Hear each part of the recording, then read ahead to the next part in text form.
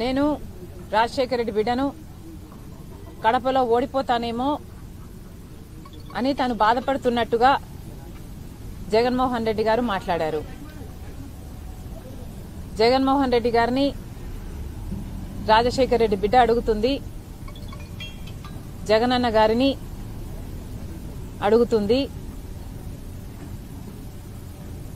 నీ చెల్లెలు రాజశేఖర రెడ్డి బిడ్డ ఓడిపోతుంది అని మీరు బాధపడుతుంటే మరి సౌభాగ్యమ్మ గారు చెప్పినట్టు, చిన్నమ్మ గారు లేఖ రాసినట్టు అవినాష్ రెడ్డి గారిని బరిలో నుంచి ఎందుకు మీరు తప్పించటం లేదు?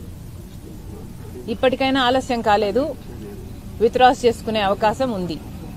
మీ బాధ నిజంగానే జెన్యున్ అయితే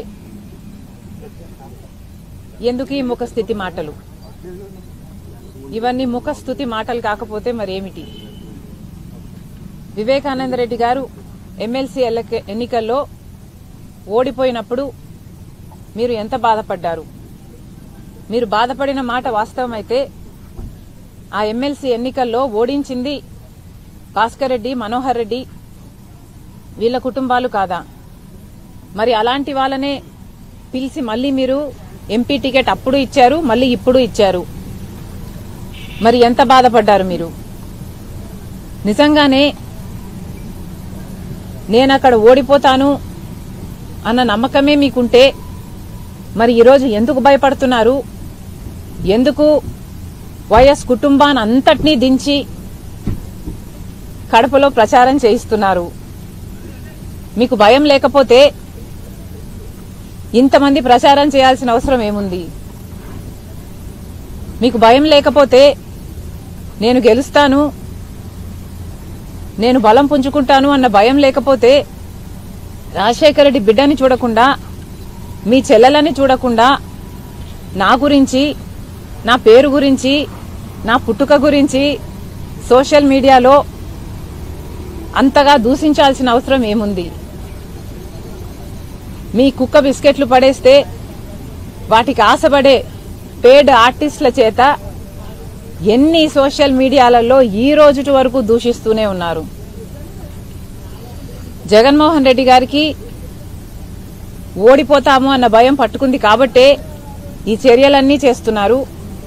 ముఖ్యంగా జగన్మోహన్ రెడ్డి గారు ఈ ఎన్నికల్లో రాజశేఖర రెడ్డి గారి బిడ్డ పోటీ చేస్తుంది అంటే ఎందుకు పోటీ చేస్తుందో జగనన్న గారికి అర్థమైనట్టు లేదు. మళ్లీ చెప్తున్నాం, కేవలం అవినాష్ రెడ్డి గారిని ఎవరైతే సిబిఐ ఛార్జ్ షీట్ లో అక్యూజ్డ్ గా చేర్చిందో, సాక్ష్యాలు ఆధారాలు చూపి అక్యూజ్డ్ గా చేర్చిందో అదే అవినాష్ రెడ్డి గారికి మళ్లీ మీరు ఎంపీ టికెట్ ఇచ్చారు కాబట్టే ఈరోజు రాజశేఖర రెడ్డి బిడ్డ కడప లోక్సభ స్థానం బరిలో ఉంది.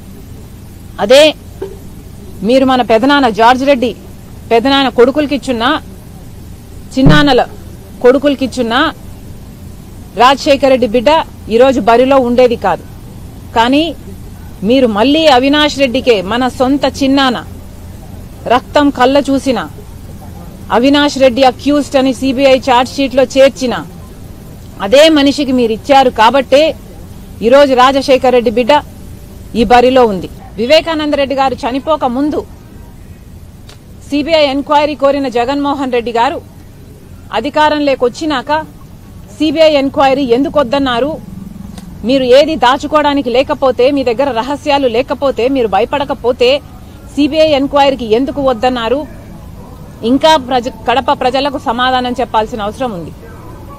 ఈ 5 సంవత్సరాలు అవినాష్ రెడ్డి గారు సాక్ష్యాలు తుడిచేస్తుంటే అమాయకంగా నిలబడి చూశాడట. ఇది వాళ్ళే రవీంద్రనాథ్ రెడ్డి గారే, సొంత మామేనమామ గారే చెప్తున్నారు.